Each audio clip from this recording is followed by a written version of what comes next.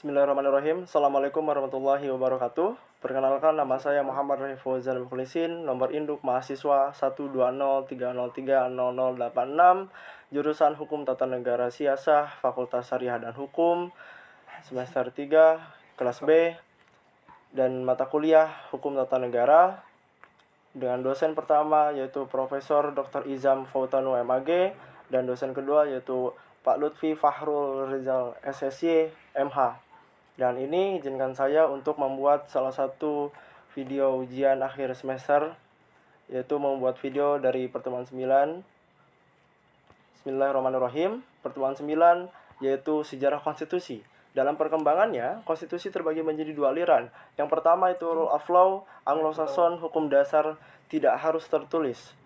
Yaitu yang kedua, Rechtsstaat Eropa Kontinental, mendasarkan pada hukum tertulis, Immanuel Kant, Paul Laban, Julius Sal, dan Otto Fichte.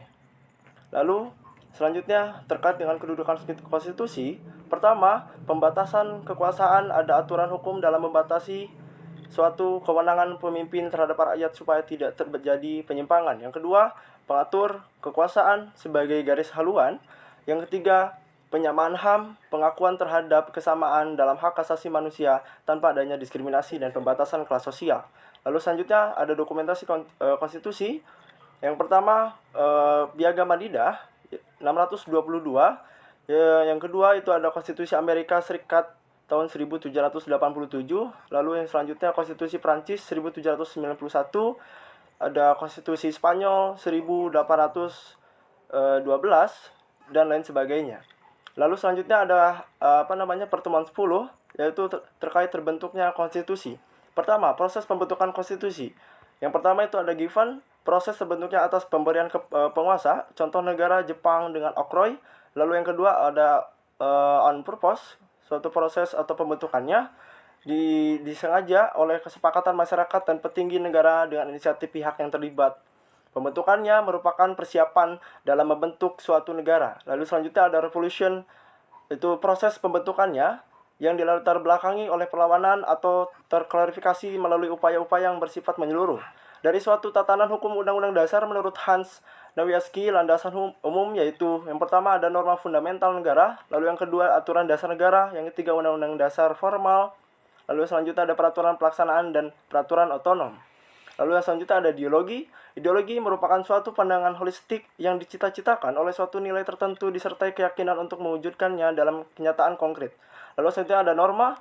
Norma merupakan suatu tingkah laku ataupun suatu petunjuk yang harus dilakukan atau yang tidak boleh dilakukan dalam aktivitas sehari-hari dan memiliki sanksi apabila norma tersebut dilanggar. Lalu selanjutnya ada pertemuan ke-11 yaitu terkait konstitusi, konstitualisme, dan negara. Yaitu konstitusi adalah keseluruhan sistem ketatanegaraan suatu negara yang membentuk atau mengatur, mengelola, dan memerintah suatu pemerintahan dalam negara.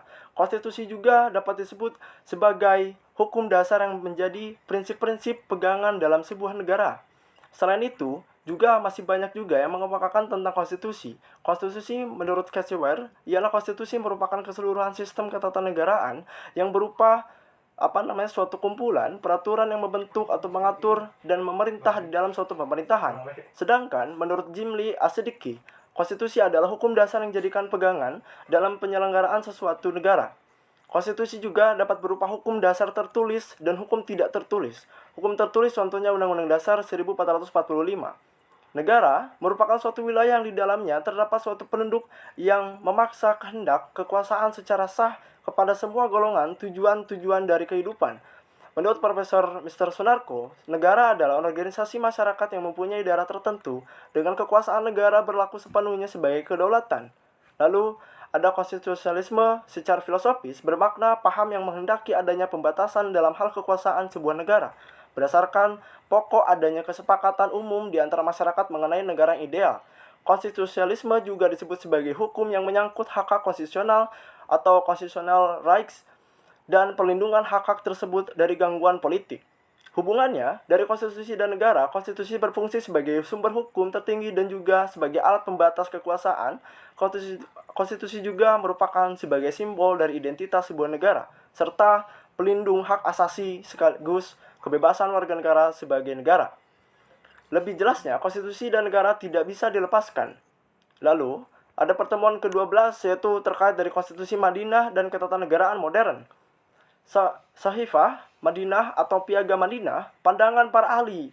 Yang pertama dari Montgomery Watt, dia berkata bahwa Piagam Madinah adalah konstitusi. Kedua dari R.R. Nicholson bahwa Carter sebagai piagam. Lalu yang selanjutnya dari Anthony Nothing mengatakan bahwa Piagam Madinah adalah persetujuan atau agreement. Lalu selanjutnya dari Ahmad Sukarja, Sahifat semakna dengan charter atau piagam. Lalu selanjutnya dari Syuti Pulungan, konstitusi, yaitu dengan Ahmad Syafi'i, ia mengatakan bahwa Alkitab dengan Sahifah. Muatan Piagam Madinah, 3 hal yang menjadi substansi Piagam Madinah. Yang pertama, kesepakatan atau heterogenitas. Ketika masyarakat Madinah pada kala itu memiliki heterogenitas atau kemajemukan sangat tinggi pada masyarakatnya, tidak hanya mengenai ras saja. Lalu kedua, ada persamaan. Persamaan di sini antara hak dan kewajiban, baik itu muslim ataupun non-muslim. Konstitusi sebagai penyama HAM. Lalu ada keadilan, substansi berisi tentang perlakuan adil bagi masyarakat yang diperoleh dari negara dan juga penderitaan, tidak membedakan beda dan tidak adanya diskriminatif. Apakah Piagam Madinah konstitusi atau bukan? Dapat dikatakan pada kala itu hal ini sangat menjadi perdebatan, bahkan sampai pada hari ini ada yang menerima dan juga menolak. Yang pertama menerima, mengatakan konstitusi Madinah telah memenuhi unsur konstitusi. Lalu yang kedua menolak, ada yang mengatakan Piagam Madinah tidak mengatur tentang pembagian kekuasaan. Kesimpulannya, sarjana Perak terlalu alergi terhadap penetapan Piagam Madinah sebagai konstitusi tertua karena itu dapat mencoreng nama baik Barat. Kemudian yang kedua, mereka tidak mau kemajuan peradaban Islam itu muncul. Lalu selanjutnya ada pertemuan 13 yaitu terkait faktor-faktor yang mengikat konstitusi. Yang pertama, dapat dikatakan adanya sebuah pendekatan dari aspek hukum. Konstitusi hukum diikat dikarenakan adanya badan yang berwenang membentuk hukum. Konstitusi merupakan alat untuk membatasi kekuasaan negara, penyelenggaraan yang didasarkan pada undang-undang, dan adanya pengawasan oleh yudisial terhadap penyelenggara, pemerintah. Konstitusi juga merupakan hukum formal di dalam kelembagaan negara serta hukum tertinggi yang mengikat warga negara. Hukum juga berfungsi untuk mengubah masyarakat. Lalu selanjutnya ada pendekatan dari aspek politik. Hukum adalah produk politik yang telah menjadi lembaga konstituen sebagai badan perumus dan pembuat konstitusi atau perundang-undangan. Politik hukum merupakan pernyataan yang dilakukan oleh pemerintah mengenai hukum yang berlaku dan pengembangan hukum yang akan dilakukan ke depannya. Fungsi hukum sebagai alat politik dapat dipahami bahwa sistem hukum di Indonesia tidak dapat dipisahkan dari hukum dan politik, sebab keduanya memiliki keterikatan dan tidak bisa dipisahkan. Lalu selanjutnya ada pendekatan dari aspek moral. Dapat dikatakan dari aspek moral tersebut, menurut Paul Holton, mengungkapkan bahwasanya keputusan moral adalah otonom atau teonom. Yang dimaksud teonom adalah hukum abadi, yakni kehendak ilahi yang mengarahkan segala ciptaannya ke arah tujuan mereka, sebagai landasan yang terdalam dari hukum dan peraturan. Moral sangat berkaitan dengan kultur dan tradisi dari suatu negara. Moral tidak memiliki hukuman secara lahiriah, akan tetapi moral memiliki hukuman batiniah. Pendekatan moral harus dilaksanakan di suatu negara untuk merawat adat dan juga menjaga nilai-nilai tradisi di suatu negara. Lalu selanjutnya ada pertemuan 14 terkait tentang sejarah tata negara. Lalu yang pertama dari masa pra kemerdekaan. Dapat dikatakan dari Hindia Belanda atau bagian kerajaan Belanda. Pada saat itu Indonesia belum diakui sebagai negara yang berdaulat. Peraturan perundang-undangan mengacu kepada peraturan Belanda dan Indistrateling atau disingkat IS, peraturan perundang-undangan masa berlakunya IS yang di dalamnya sebagai berikut. Yang pertama itu ada WET, peraturan yang dibentuk oleh Badan Pembentuk Undang-Undang Negeri Belanda yaitu Mahkota dan Parlemen. Yang lalu selanjutnya ada AMVB, peraturan yang dibuat oleh mahkota sendiri. Lalu kedua ada Ordonanti, dapat dikatakan sebuah peraturan yang dibentuk oleh Gubernur Jenderal bersama Volksraad. Lalu selanjutnya ada RV, peraturan yang dibentuk oleh Jenderal atau oleh Gubernur Jenderal. Lalu selanjutnya ada sistem pasca kemerdekaan. Sistem pasca kemerdekaan di sini, yang pertama itu Undang-Undang Dasar 1445 atau 1445 sampai dengan 1949. Lalu yang selanjutnya ada dari 1949 sampai dengan 1950. Lalu selanjutnya ada Undang-Undang UUDS 1950 sampai dengan 1959. Lalu selanjutnya ada Order Lama 1959 sampai 1965. Lalu selanjutnya ada Orde Baru dari tahun 1966 sampai dengan 1998. Lalu yang selanjutnya ada masa reformasi. Sistem pemerintahan negara setelah amandemen 1999 sampai dengan 2002 sebagai berikut. Yang pertama, bentuk negara. Kesatuan dengan prinsip otonomi yang harus ataupun yang diperluas. Lalu selanjutnya ada bentuk pemerintahan adalah republik. Lalu selanjutnya ada MPR, bukan lembaga tertinggi. Lalu selanjutnya ada presiden, adalah kepala negara sekaligus kepala pemerintahan. Lalu selanjutnya ada kabinet atau menteri diangkat oleh presiden dan bertanggung jawab kepada presiden. Lalu selanjutnya ada kekuasaan legislatif lebih dominan. Lalu selanjutnya ada presiden dan wakil presiden dipilih oleh rakyat. Dan selanjutnya presiden tidak dapat membubarkan DPR. Lalu bagaimana kemudian ketika memang ada amandemen Undang-Undang Dasar Negara Republik Indonesia ini tahun 1445, perubahan pertama sidang umum MPR RI 19 Oktober tahun 1999, itu tentang perubahan kedua tanggal 18 Agustus tahun 2000. Perubahan ketiga tanggal 9 November tahun 2001, perubahan keempat 10 Agustus tahun 2002 melalui sidang tahunan MPR RI. Lalu selanjutnya ada pertemuan ke-15, itu terkait dengan hukum dan kewarganegaraan. Pengertian warga negara dan diaspora. Menurut Undang-Undang Nomor 12 Tahun 2006, warga negara Indonesia adalah orang-orang bangsa Indonesia asli dan orang-orang bangsa lain yang disahkan dengan undang-undang sebagai warga negara. Seperti sudah diketahui bahwa warga negara adalah komponen atau unsur penting yang harus ada di dalam suatu negara. Ketika tidak ada warga negara, maka suatu negara tidak bisa memenuhi kriteria sebagai sebuah negara. Sedangkan diaspora atau masyarakat Indonesia di luar negeri adalah emigran dan keturunannya yang tinggal di luar negeri yang bukan tempat kelahirannya dan bukan negara nenek moyang, baik secara permanen maupun sementara, tetapi masih mempertahankan hubungan erat dengan negara asalnya. Jika dianalisis, dapat terlihat bahwa warga negara dan diaspora memiliki kedudukan yang sama, yaitu hubungan yang tidak terputus dengan walaupun yang bersangkutan atau berdomisili di luar negeri, asalkan yang bersangkutan tidak memutuskan sendiri kewarganegaraannya. Beda lagi dengan orang asing yang hanya mempunyai hubungan dengan negara selama ia bertempat tinggal di wilayah negara yang bersangkutan.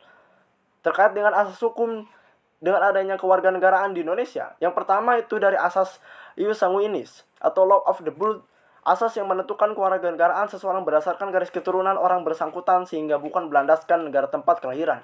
Jika dianalisis, maka anak-anak yang dilahirkan di negara lain akan tetap menjadi warga negara dari negara asal orang tuanya.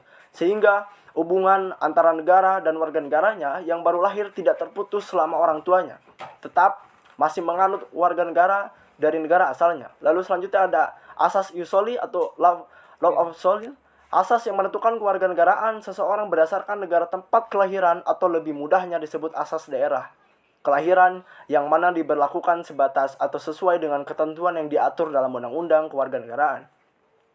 Jika analisis kebanyakan negara-negara yang menerapkan asas ini adalah sebuah negara yang sebagian terbesar penduduknya berasal dari kaum imigran seperti Amerika Serikat, Australia, dan Kanada. Dengan lahirnya anak-anak dan para imigran di negara-negara tersebut, maka putuslah hubungannya dengan negara asal orang tuanya. Lalu selanjutnya terkait asas kewarganegaraan tunggal, asas yang menentukan suatu kewarganegaraan bagi setiap orang. Lalu selanjutnya dari asas kewarganegaraan ganda atau dwi kewarganegaraan atau bipartite, yang dapat dikatakan dari asas menentukan kewarganegaraan ganda bagi anak-anak sesuai dengan ketentuan yang diatur dalam undang-undang. Ketentuan ini membuat adanya ketidakpastian dalam status seseorang, sehingga dapat saja merugikan negara tertentu ataupun bagi yang bersangkutan itu sendiri. Dwi kenegaraan ini terbagi menjadi 3 bagian, yaitu yang pertama dari dwi kenegaraan terbatas. Prinsip ini bertujuan untuk melindungi anak-anak di bawah 18 tahun yang lahir dari kelahiran campur atau mendapatkan kewarganegaraan karena asas ius soli tadi. Ini perlu persetujuan tertulis dari pemerintahan dan rakyat. Jika di Indonesia anak-anak yang lahir akibat perkawinan campur dapat berakibat kewarganegaraan ganda setelah berusia 18 tahun atau setelah kawin anak tersebut harus memilih salah satu dari kewarganegaraannya. Jadi, ketika lahir di Indonesia, ini banyak anak yang akibat perkawinan dari perkawinan yang campuran, maka memiliki asas kewarganegaraan ganda, namun saat 18 tahun atau saat kawin, dia tuh harus memutuskan mengambil kewarganegaraan yang mana pasal 6 Undang-Undang Nomor 12 Tahun 2006, Jerman memiliki beberapa ciri yaitu persetujuan pemerintah melalui menteri dalam negeri harus mempertimbangkan unsur kepentingan publik dan pribadi. Contoh Indonesia dan Jerman. Lalu selanjutnya yang kedua dari dwi kewarganegaraan bersyarat, Lalu ketiga ada kewarganegaraan penuh. Lalu yang kelima itu dapat dikatakan asas tidak memiliki kewarganegaraan atau apartheid. Begitulah mungkin dari pemaparan yang dapat saya sampaikan dari pertemuan-pertemuan yang memang sudah dipahami dan betul-betul dipelajari sebagai dari salah satu mata kuliah hukum tata negara ini. Kurang lebihnya saya mohon maaf. Billahi taufiq wal hidayah. Ana muslimun qabla kulli syai'in. Wassalamualaikum warahmatullahi wabarakatuh.